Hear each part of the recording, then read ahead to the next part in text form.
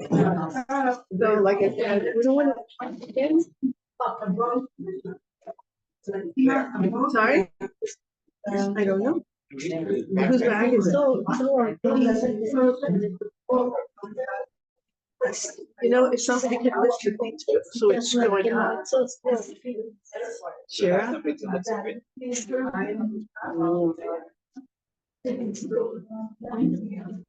So I always say that it's good to have a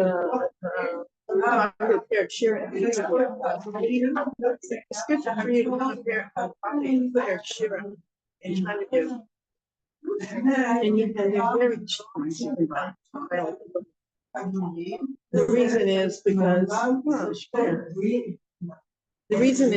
if you look back and forth at the pasuk, so you see where the pasuk has to do with what we're talking about. Okay. So we don't know who it is. Yeah, but then it's see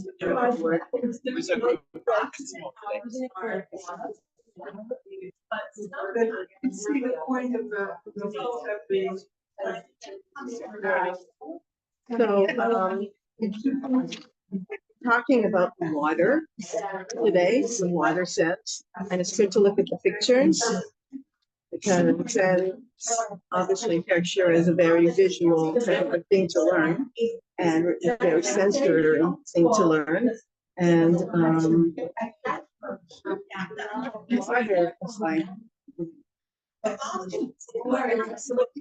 what we're doing Perek Shira, we're talking about water. All right. Oh, is that your bag? Shira. So we all know that how important water is in our lives. One was in. I know.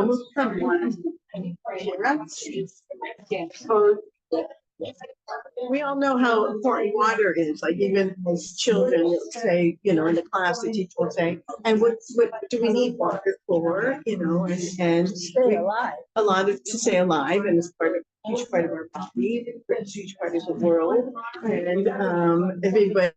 Now, if you're not feeling well, the first thing everyone's going to say is, drink more water. And you're like, you know, yeah, and go to the bathroom every half, whatever. Anyways, is that recorded? Anyway, you know, we know the importance of water. So, whoever wrote Perek Shira also knows knew the importance of water, and that's why there's no less than 6 songs about water. Okay, just quickly, because there's different opinions. There's opinions that people, the Tanaim wrote it during the time of the Beit Medrash. There's opinions that Shlomo Melech wrote it and David Melech wrote it. There's different, we don't know for sure. So the six songs of water are, and then we're going to go through them as we get to them, are water, the seas, rivers, streams, rain, and dew. And also what it does is very exciting because like you get to appreciate what's the difference between a sea, a river, a stream, you know, dew, rain, like whatever. It's not just water. You know, we know how what is a very specific, tough purpose.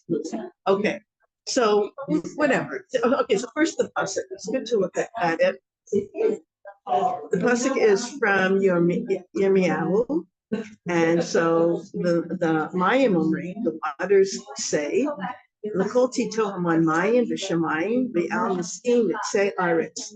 At the sound of his placement, his being Hashem, of a multitude of waters in the heavens, raises clouds from the end of the earth. Don't worry, we're gonna expound on it, and like I said, keep looking at it back, but then it's a little bit easier because instead of just hearing it once, you know. We can do that every day when we look at the Kinneret. In summer months, that clouded over because of the amount of evaporation that's going up. Well, across from my balcony, you can see. You can't really see. There's the water, but sometimes you see this vapor over it, and it's like the coolest thing. Yeah, and we called everybody, come see the water. You must see it. It's not a big frog. Yeah. I don't think it's right. No, the wadi and the water, the water and the wadi. With the water and the water. Oh, that's where they, right? Okay. So basically what this year we'll be talking about, amongst other things mostly, is the water cycle. The water cycle. I think I mentioned this last week about how when I was a kid, I didn't understand what? You didn't relate to it. I didn't get it. The arrows, like the Yeah. science Yeah. page where you had the water and you had these arrows and the clouds and you had all these arrows. And I was like, yeah.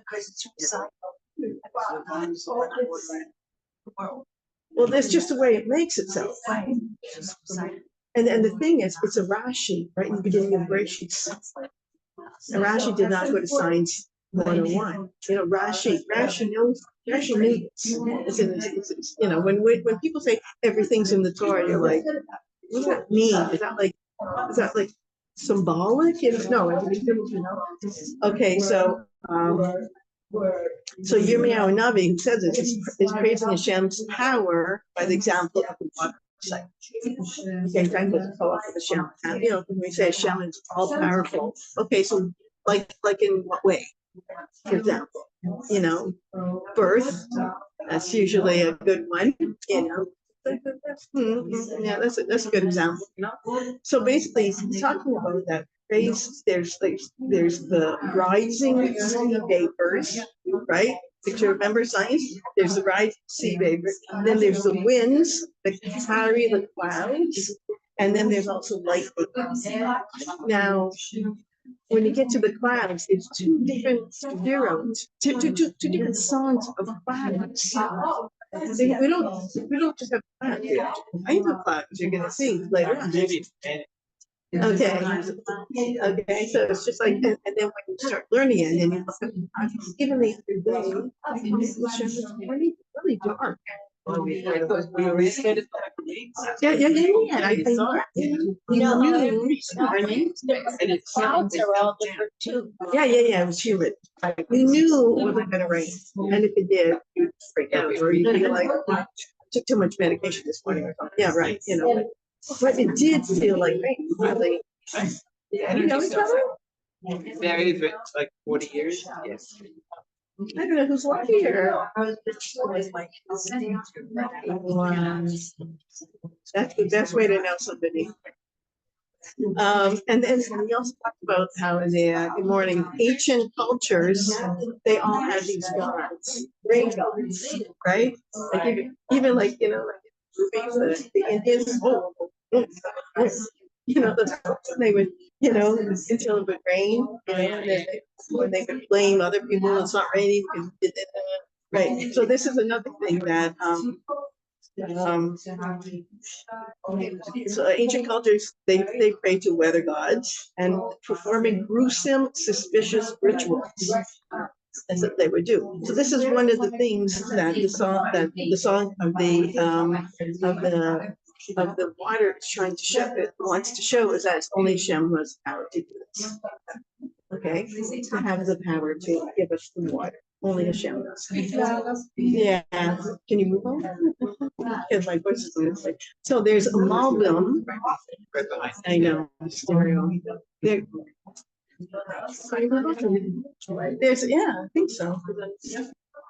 There's a malbim on the this malbim that I'm going to read you is on the pasuk for our pasuk. Okay, from Yirmiyahu. The pasuk, there's the one before our pasuk. This is what the malbim says about it. Okay, he says, everyone will recognize the strength of Hashem who created all of existence, and his providence is recognizable through the strength of the rain. They will realize that there's no substance in idol worship, and Hashem, who's a portion of Yaakov, who created everything, he will fight on behalf of Israel. So you have to realize that things are said at certain times for certain people. And we have to remember that. I actually was just listening to a class about that. Because sometimes you're like, Kesher. I don't have what, you know, like Shara Bitachon was written only for some people. And it's like, what? I'm having a hard time with my Bitachon. Well, and I could feel bad about it. Then when I realized Rabbeinu Bachai wrote it only, it was all from people who were looking to. So, oh, I guess I'm not so bad. If then back then they were also work. But he said in his introduction, he said it was a wonder to him that nobody wrote a book. So he thought maybe it's not. So then he says, maybe it's not a field. Maybe it's not an obligation. So then he saw that it is an obligation, and he brings the psukim. So the Malvin is talking to people who really did believe that there's such a thing as davening, praying, whatever, to an idol to get rain, to get water. So he's trying to show, no, this pasuk that we're talking about here, Yirmiyahu was trying to show us that nobody can rely on anybody for Hashem except Hashem for rain and really for everything that we need. And that's one of these things. And it's I was gonna say it's helpful, but more than helpful. I don't know a stronger word for helpful, like when you're stuck and you really need some sort of Yeshua. And doctors go like this, even if it's not so serious. Doctor go really tired lately, so they say you need to drink.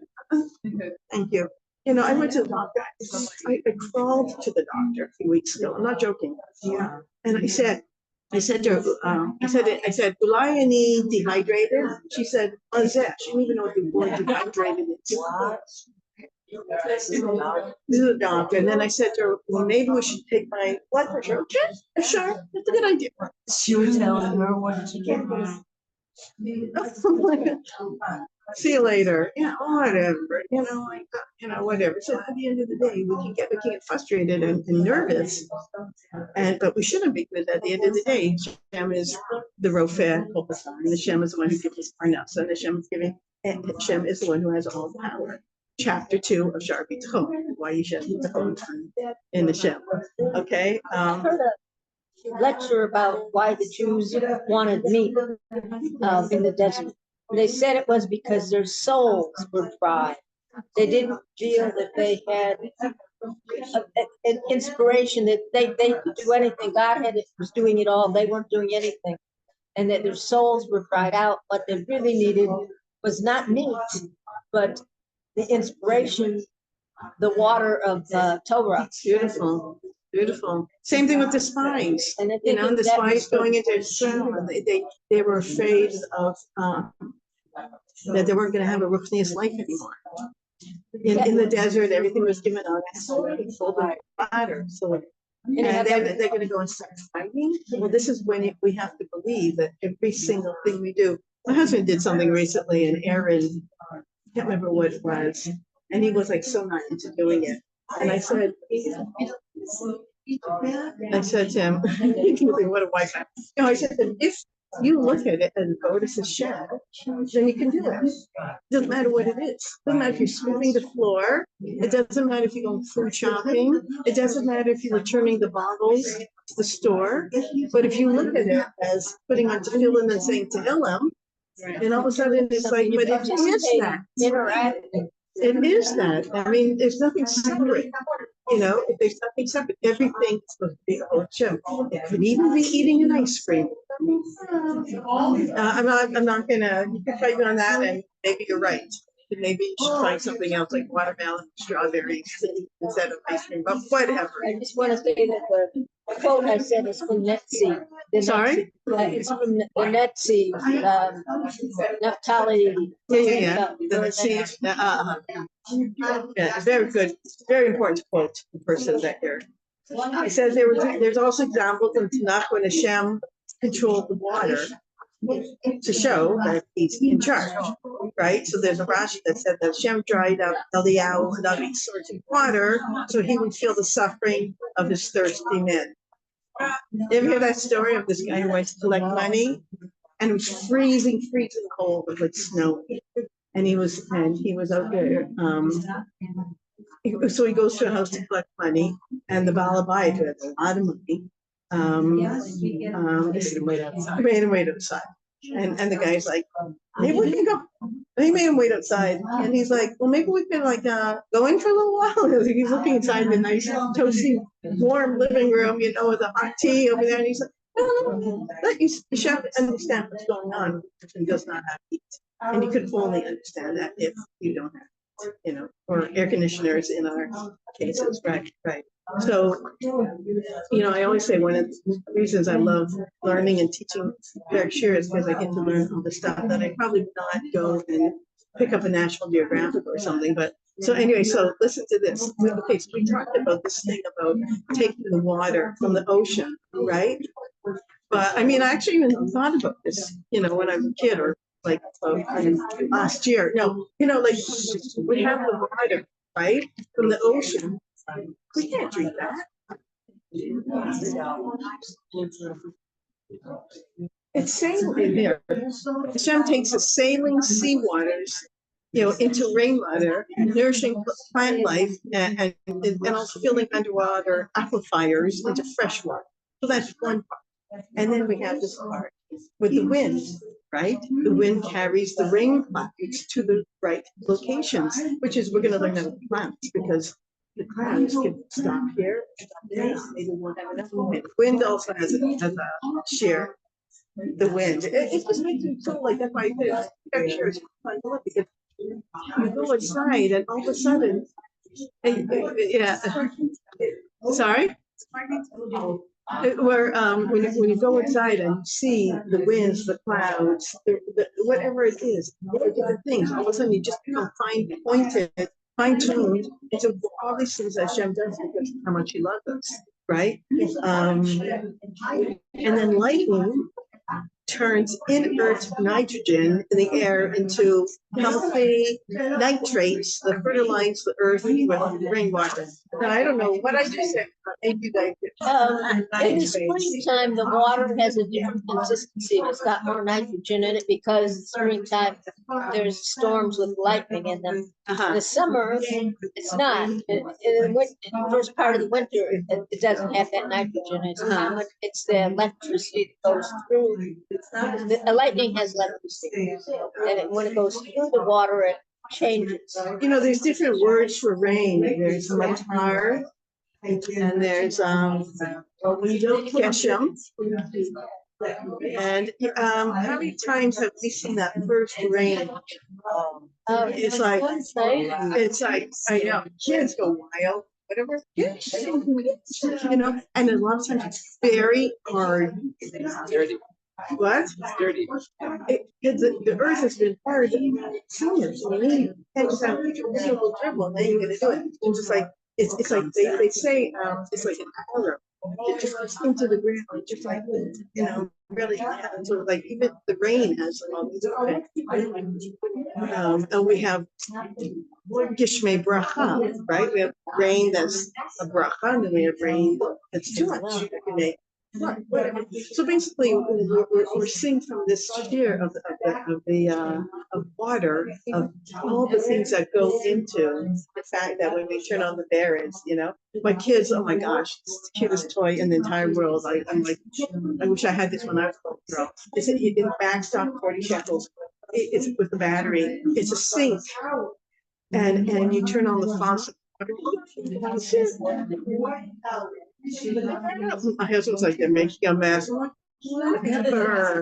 And of course, my darling brings soap and they're washing the plastic dishes and they're like, they're feeding me and we're making soup. But that was just like water, yeah, water.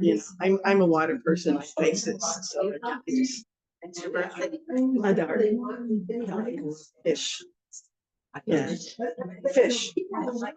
Yeah. So. Sorry? You're done? Yeah, you are too. Yeah. Wow.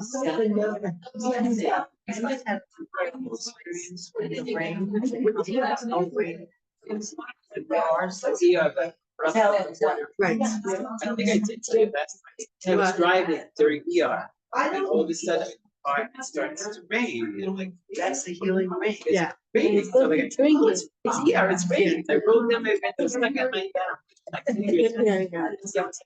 place to turn off. So I stopped the car, like, that's the rain,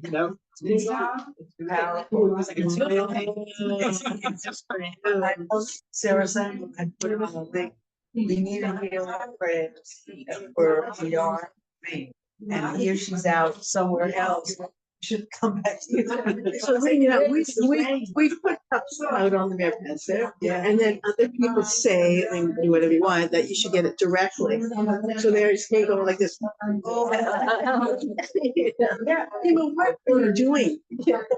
I have to tell you. You know why it says, because it says Anit Sharon. Right. Yeah.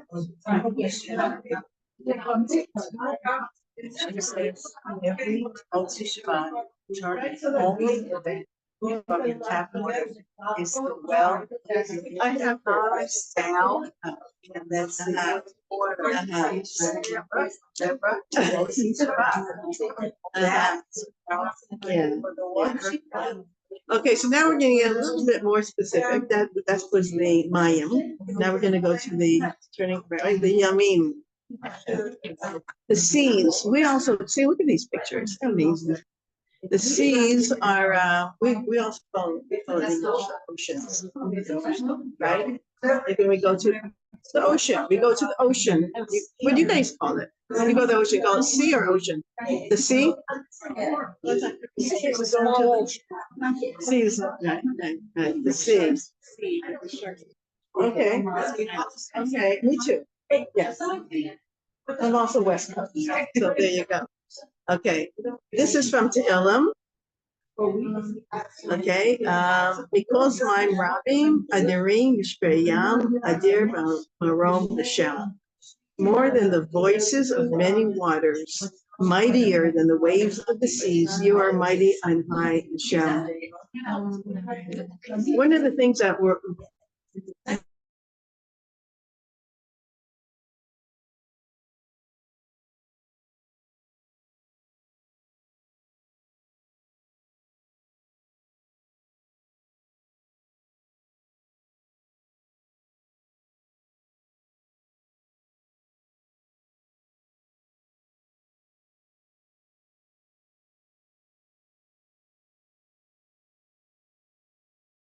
that when we've been learning Perek Shira and we've been talking about the power of a